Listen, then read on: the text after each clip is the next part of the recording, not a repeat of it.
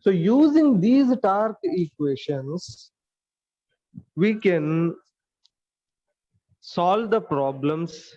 We can write the differential equations, and we can convert those differential equations into Laplace equations. And from the Laplace equations, we can obtain the transfer function of the given rotational system. In the same way what we did in the previous concept, that is mechanical translation system, here also we have few rules. First one, we need to identify the number of inertia elements. There we will identify the number of mass elements. Here we need to identify the number of inertia elements. And then we need to decide the number of differential equations. The differential equations number is directly related to the number of masses or number of inertia elements. So if the inertia elements are 2, then the differential equations will be 2. Okay, so those are directly related. And we need to calculate the transfer function. So from the differential equations, we need to apply the Laplace transform. After applying the Laplace transform, we will solve for output to the input by considering the zero initial conditions. So like that, we can calculate the transfer function of the given rotational system. And we will see a simple problem on this mechanical rotational system. You can observe here. Write the differential equations and obtain the transfer function of the given mechanical systems. You can see. So this is the transfer function. This is the block diagram that is given for the given rotational mechanical system, and one end of this rotational mechanical system is connected to the reference point, and one end a torque is applied, which is T. A T torque, applied torque is the T, which is our input. Right? So here the torque is input and displacement is our output. So we need to calculate, in order to obtain the transfer function, we need to write output by input, right? So output means this is displacement, which is theta. So theta of s by T of s. That's what we need to calculate in this block diagram. So the Laplace transform of the torque is nothing but T of s. The Laplace transform of theta is nothing but theta of s, and the Laplace transform of a theta 1. Here it is not mentioned the theta 1. However, the theta 1 is acting here.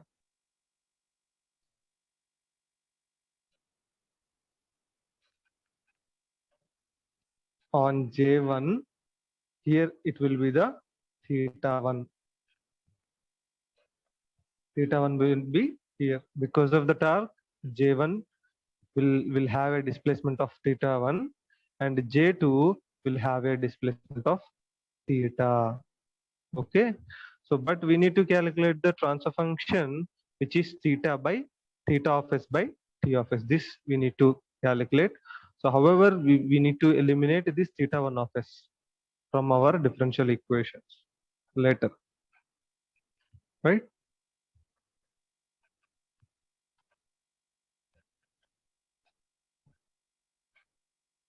Right. So in order to write the differential equations, first we need to identify the number of J elements or the number of inertias. Here we're having two inertias or two J elements, J1 and J2. So the number of differential equations will be 2. One is at J1 and the second one is at J2. So first we need to write the differential equations at J1. At J1 we need to write the differential equation. So for that, what we do, we need to draw the free body diagram at J1. So you can see here, this is the free body diagram at J1, and you can observe the number of forces, those are acting on J1. You can see the applied torque is there, that is applying directly at J1. So the applied torque T is in clockwise direction, and it is making a displacement which is theta1, clearly shown here. But this J1 is connected to K, so K torque will also be acting on J1, which is opposing torque. Opposing torque means anti-clockwise direction. So you can see here, this is the torque due to K, which is opposite to the applied torque. The applied torque is in clockwise direction, but you can see the opposing torque direction, this will be in anti-clockwise direction. So only K element is connected, so the K torque is opposed. And we should know the J is also opposing, right? So the opposing torque due to this J element will also be there. So this is J1 element, so the torque will be TJ1, which is also opposing torque. So there are two opposing torques, one applied torque. Total three torques are acting on this J element. One is applied torque, second one is this torque due to J1, and the third one is the torque due to K, because the K is connected to J1 also. And no other elements are connected to J1. So according to the Newton's principle, Newton's law, second law, we can write the algebraic sum of applied torques, which is T, only one torque is there, must be equal to opposing torques. Two torques are opposing, one is torque due to J1, second one is torque due to spring. We know what is TJ1. TJ1 is J1 into d square, theta1 by dt square. Here the displacement is theta1. Remember, the displacement is theta1, that's why theta1 will comes here. And the inertia element name is J1, so J1 into d square theta1 by dt square. So this is the force torque due to J1 inertia. And torque due to K, here you can see this K left hand is connected to J1, right hand is connected to J2. So two hands are experiencing two different displacements, because any one of the hand is not connected to the reference point. If any one of the hand is connected to the reference point, then it will go for single displacement. But two hands are connected to two different inertias. So that means what? This K definitely will have two displacements. So first one is the displacement due to this applied torque, which is theta1, and second one is the theta. And now we are at J1. Here at J1, the displacement is theta1. That means we need to give the partiality to theta1. That means the torque equation at K will be K into theta1 minus theta. So the resultant displacement must be theta1 minus theta, because we are at a theta1 point. Now substitute these two elements here, these two torque equations here, you'll get this equation. Or if you want to simplify, multiply K inside. So this will be our differential equation at the inertia J1. Right? So we need to apply Laplace transforms for this equation. So after applying the Laplace transform, we will get this. You can see here. See, apply Laplace transform here. So J1 is the constant value. So applying Laplace transforms to this equation, then J1 into this is d square theta1 by dt square. So second order differential equations, that means we will get s square.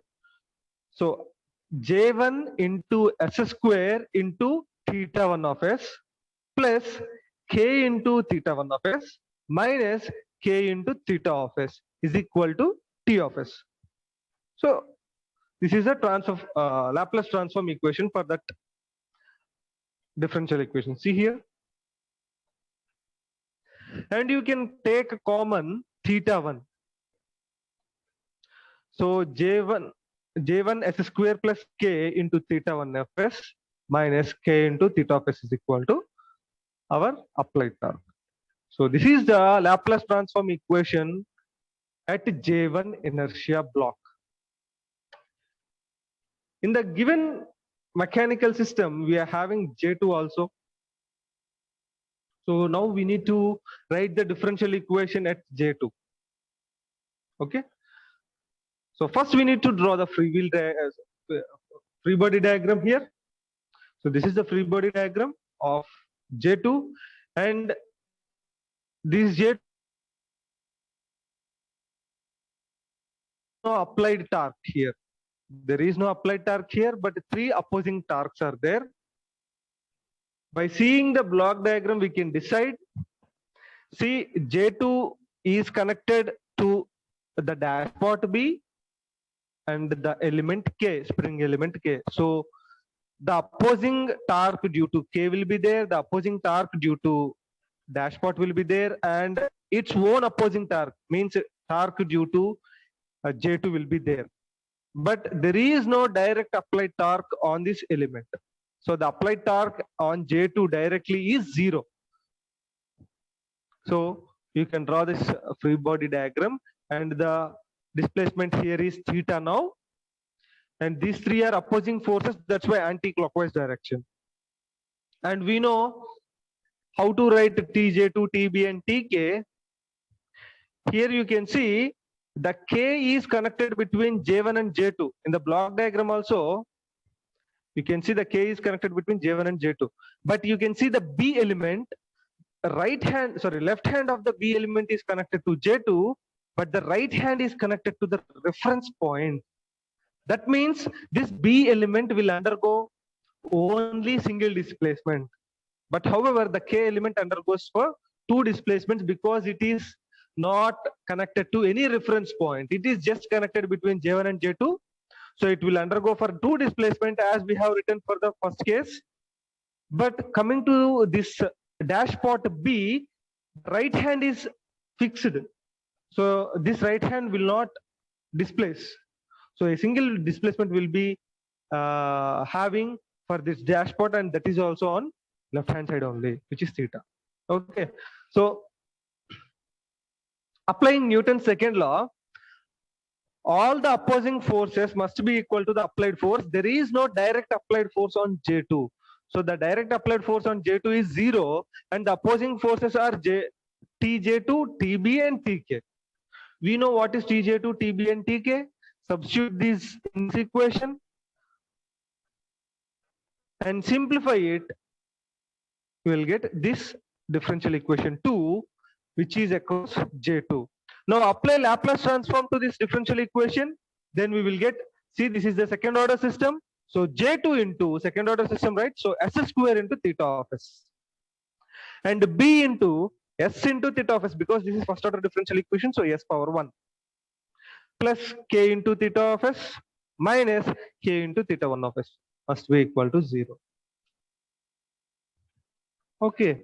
However, we need to eliminate theta 1 of S from these two equations, because we need to calculate the transfer function for